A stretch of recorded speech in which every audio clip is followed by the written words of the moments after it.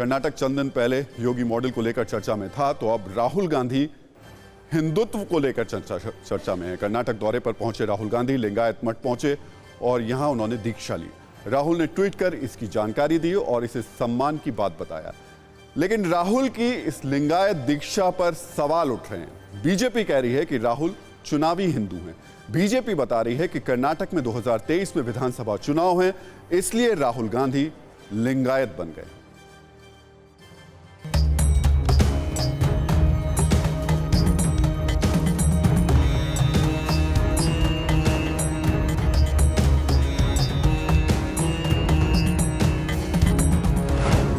महादेव के भक्त राहुल गांधी बाबा सोमनाथ के दरबार में राहुल गांधी।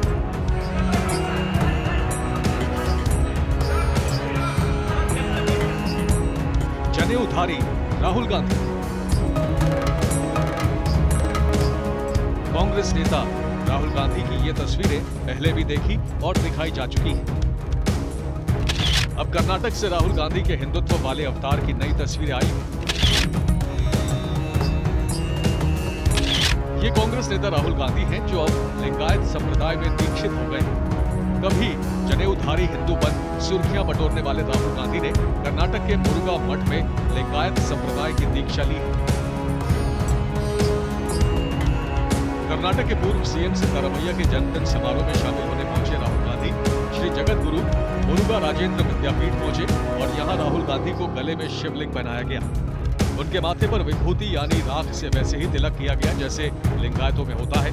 इसी के साथ राहुल की इष्टलिंग दीक्षा पूरी हुई। राहुल ने ट्वीट कर इसे सम्मान की बात बताया। जनेऊधारी हिंदू से लिंगायत संप्रदाय तक के सफर को राहुल गांधी सम्मान की बात कह रहे हैं, लेकिन बीजेपी इसके पीछे चुनावी कनेक्शन बता रही है। कर्नाटक में 2023 में विधानसभा चुनाव है और सूबे की सरकार बनाने में लिंगायत वोटों की बड़ी निर्णायक भूमिका होगी। इसलिए राहुल के लिंगायत मठ पहुंचते ही बीजेपी ने सोशल मीडिया पर राहुल गांधी को चुनावी हिंदू बताया। बीजेपी ने ये ट्वीट कर याद दिलाया कि कैसे राहुल गांधी हर चुनाव से पहले हिंदू अवतार में दिखाई देते हैं। पहले भी कांग्रेस और बीजेपी के नेता कर्नाटक के लिंगायत मठों में जाते रहे हैं। चंद दिन पहले ही बीजेपी अध्यक्ष जेपी नड्डा भी लिंगायत मठ पहुंचे थे। अब राहुल गांधी की लिंगायत दीक्षा के बाद सवाल यही है कि क्या वोट के लिए राहुल कर्नाटक में लिंगायत हो गए हैं?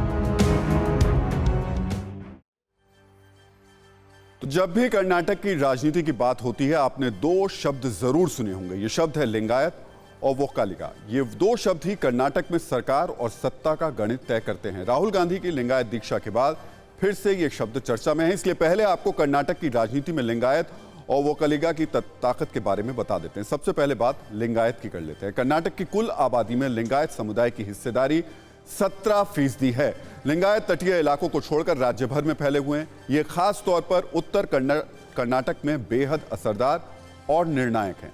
कर्नाटक की 225 विधानसभा सीटों में से लिंगायत समुदाय 120 सीटों पर प्रभाव रखता है। कर्नाटक की राजनीति में लिंगायत समुदाय की डोमिनेंस इस बात से समझी जा सकती है कि अब तक 21 लोग कर्नाटक के सीएम बने हैं जो लिंगायत समुदाय से जुड़े हुए हैं। इनमें से जो लिंगायत समुदाय से जुड़े लोग हैं 21 में से, उसमें से 9 लोग जो हैं वो लिंगायत समुदाय से हैं।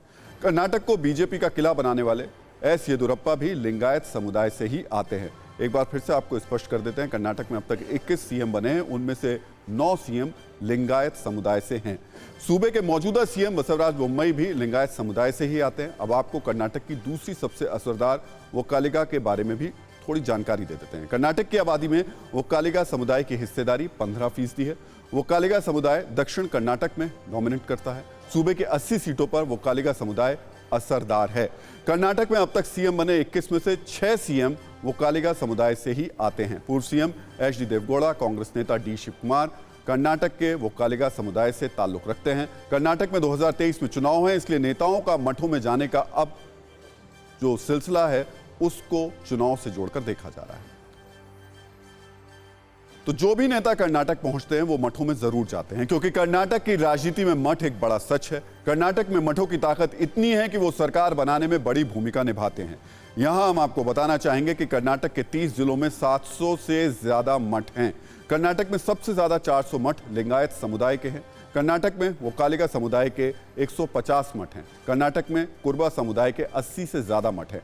कर्नाटक में इन 3 समुदायों की आबादी मिलाकर 38% के आसपास है। इसलिए ये 3 समुदाय हमेशा राजनीतिक दलों के एजेंडे में रहते हैं, खासतौर पर लिंगायत समुदाय। आपको बता दें कि कर्नाटक में बीजेपी को जब बीएस येदियुरप्पा को सीएम पद से हटाया था, तब भी लिंगायत समुदाय की नाराजगी का ख्याल रखना पड़ा और येदियुरप्पा की जगह दूसरे लिंगायत यानी बसवराज बोम्मई को सीएम बनाया गया। लेकिन अब चर्चा है कि येदियुरप्पा बीजेपी से नाराज हैं। वजह यह बताई जा रही है कि बीजेपी ने येदियुरप्पा के बेटे को राजनीति में उतनी तवज्जो नहीं दी जितनी येदियुरप्पा चाहते थे। इसलिए चर्चा यह भी है कि येदियुरप्पा की नाराजगी लिंगायतों को बीजेपी से दूर कर सकती है और इसी दूरी का फायदा उठाने के लिए राहुल गांधी लिंगायत मठ पहुंचे थे। तो कर्नाटक में राहुल गांधी अब तक 20 से ज्यादा बार मठों का दौरा कर चुके हैं। अमित शाह भी कर्नाटक में 10 से ज्यादा बार मंदिर और मठ जा चुके हैं। इससे आप कर्नाटक की राजनीति में मठों के दबदबे को अच्छी तरीके से समझ सकते हैं। यहां हम आपको बताना चाहेंगे कि कर्नाटक में मठों का वर्चस्व 80 के दशक में शुरू हुआ। 1980 के बाद कर्नाटक में मठों ने आधुनिक तौर तरीकों को अपनाने के साथ सामाजिक और शैक्षणिक कार्य शुरू किए और तभी से इनकी राजनीतिक ताकत भी बढ़ती चली गई।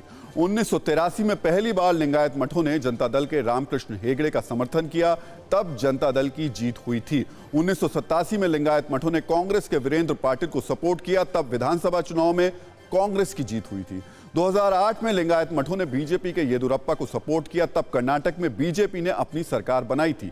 येदियुरप्पा को सीएम पद से हटाने से लिंगायत नाराज हुए और 2013 के चुनाव में कर्नाटक में बीजेपी की हार हो गई।